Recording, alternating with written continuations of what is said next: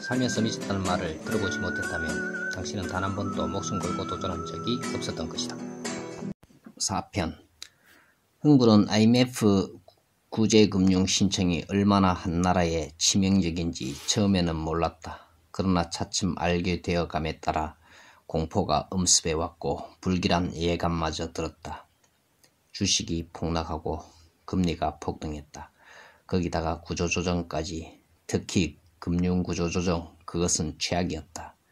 제1금융권 9개와 제2금융권 수십 군데가 퇴출되거나 통폐합되는데 흥부가 다니던 은행도 그중 하나였다. 3억을 받고 퇴직할 수 있는 명예퇴직 신청을 받았다. 직장 내 은퇴를 앞둔 일부를 제외하고는 대부분 명퇴를 원하지 않고 버티는 분위기였다. 1차 명퇴자들이 나가고 일단락 되는 줄 알았는데 2억의 2차 명퇴 신청을 받았으나 또 버텼는데 결국 은행은 파산하고 퇴직금, 위로금 한 푼 못 받고 쫓겨나고 말았다. 땅을 치고 한탄할 노릇이었지만 어쩔 수가 없었다. 수많은 개인 사업자들이 빚더미에 허덕이게 되었고 나라꼴이 말이 아니었다. 흥부는 평소에 마음이 여리고 착해서 동료 직원들의 대출 보증을 많이 써준 편이었다. 게다가 가지고 있는 주식마저 휴지 조각이 되거나 10분의 1 토막이 나고 하루아침에 직장을 잃고 빚더미에 앉아 집도 날아갈 편이었다. 노랬다. 하늘도 노랬고 집도 노랬다. 모든 것이 노랬다. 특히 정신이 까마득했다. 큰아들이 중2였다. 착한 아내도 흥부가 빚 보증 쓴 것에 대한 원망의 눈빛을 보냈다. 일단 적금, 보험, 국민연금 등을 해약하여 아파트는 지킬 수 있었다. 그러나 먹고 사는 것이 걱정이었고 뭔가를 해야 한다는 마음이 급해졌다. 이리저리 돌아다니며 알아보았다. 영 마땅한 게 나오지 않았다. 그러다가 우연히 고시원이 괜찮다는 정보를 얻고 고시원을 하려고 결심을 했다. 가격을 알아보니 장난이 아니었다. 신규로 하려니 비용도 많이 들고 절차도 복잡했다. 그래서 다른 사람이 하는 것을 권리금 주고 얻기로 했는데 집을 저당 잡히고 2억 대출을 냈고 1억이 더 필요한 실정이었다. 형님을 찾아갔다.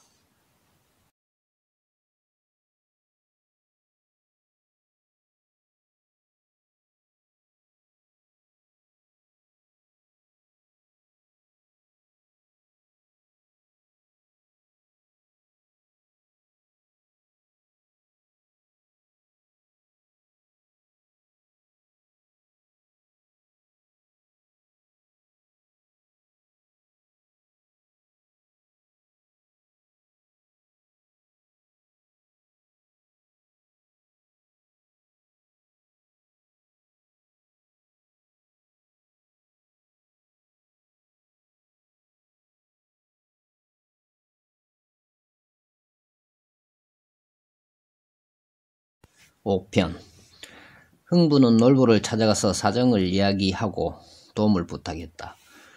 형수님, 제가 사정할 때라고는 형수님밖에 없잖아요. 했다가 놀부한테 실컷 두들겨 맞았다. 놀부는 아들도 없고 했으니 식당을 포기하는 조건으로 1억을 빌려주었다. 요즘 1억이 얼마나 큰 돈인지 알지?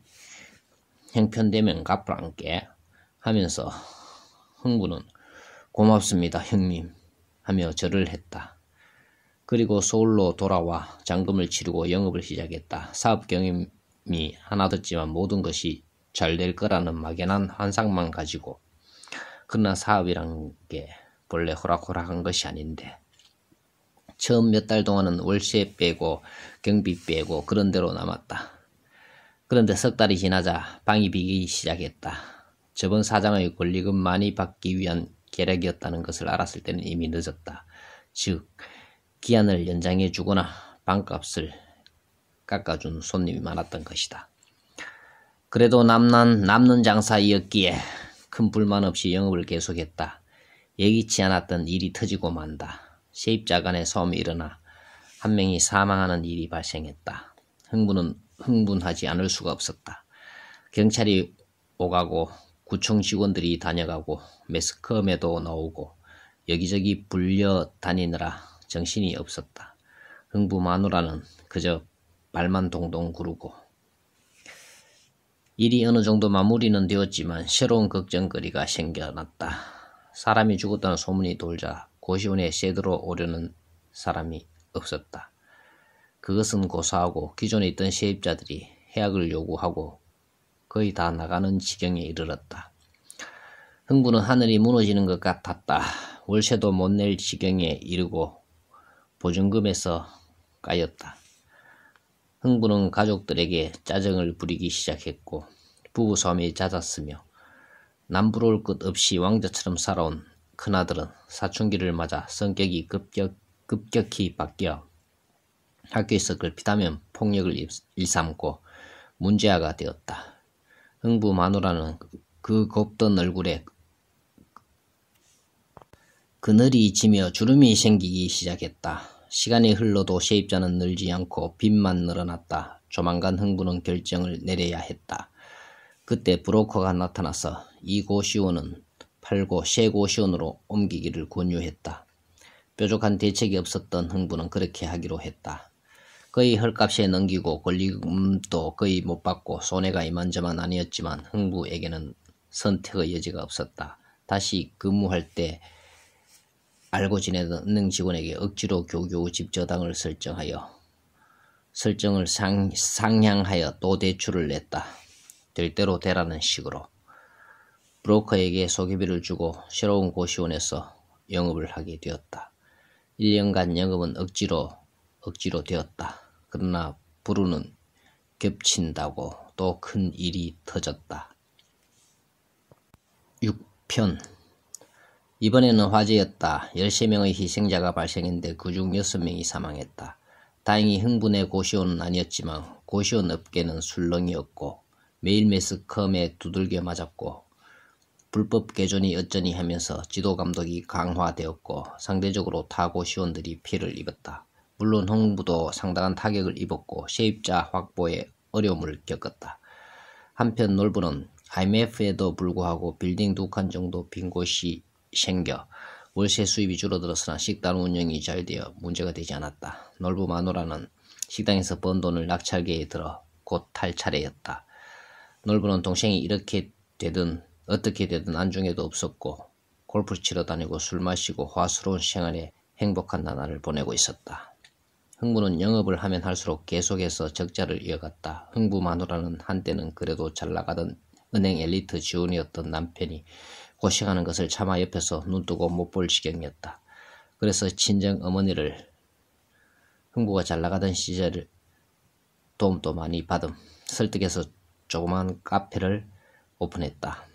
큰아들은 지방대학에 입학을 했고 흥부는 신경을 너무 많이 써서 당뇨병까지 생겨 2중 3중고까지 겪게 되었다. 흥부 마누라가 하는 카페로 겨우겨우 생활을 꾸려나갔다. 그러나 결국 대출원금도 제대로 갚지 못해 고시원은 다른 사람 손에 넘어가고 아파트는 경매에 넘어가게 될 위기에 처해 또다시 형을 찾아간다. 7편. 이번에는 흥부 마누라까지 내려가서 무릎을 꿇고 형님, 형수님, 아파트는 경매에 넘어갈 형편이고 큰애는 대학에 들어가야 하고 저는 당뇨병까지 걸려 죽을 지경입니다. 일단 아파트라도 경매에 안 넘어가게 좀 도와주십시오. 안 그러면 우리는 거리에 나앉게 생겼습니다. 형님 하며 빌었다. 놀부는 동생아, 네 사정은 딱하지만 벌써 1억을 빌려줬잖아. 그것부터 갚으란께 라고 했다. 그러자 흥부 마누라가 그 식당은 본래 우리를 주기로 되어 있는 것 아닙니까? 라고 흥분해서 말하자 놀부 마누라가 저번에 1억 빌려가면서 식당 포기한다고 적어놓은 각서까지 들이밀면서 악다구니를 해댔다. 하도 화가 난 흥부 마누라가 가스나야 네가 친구지간에 어떻게 그럴 수 있니?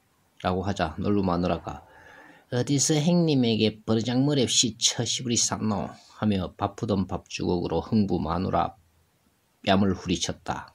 흥부는 마누라를 데리고 황급히 식당을 빠져나왔다. 창피함과 억울함, 소남이 교차하면서 서울로 돌아오는 도중에 흥부는 하늘을 보며 이렇게 울부짖었다. 착하게 산 내가 바보다. 착하게 산 내가 바보다. 라고 흥부 마누라와 꼭 껴안고 펑펑 울었다.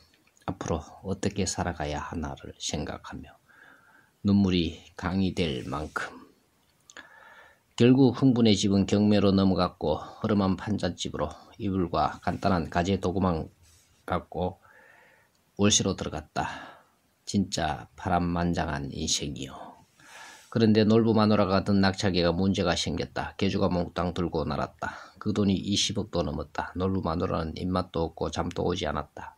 거기다가 놀부한테 터져 블랙아이를 얻었다.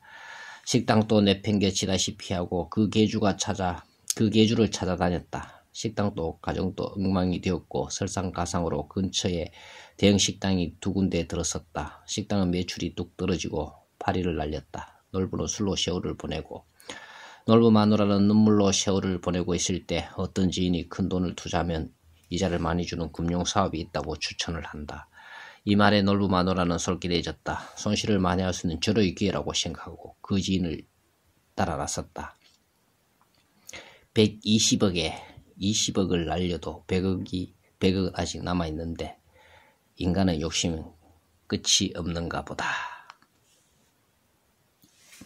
다음 8편에서 다시 만나겠습니다. 감사합니다. 도전88이었습니다.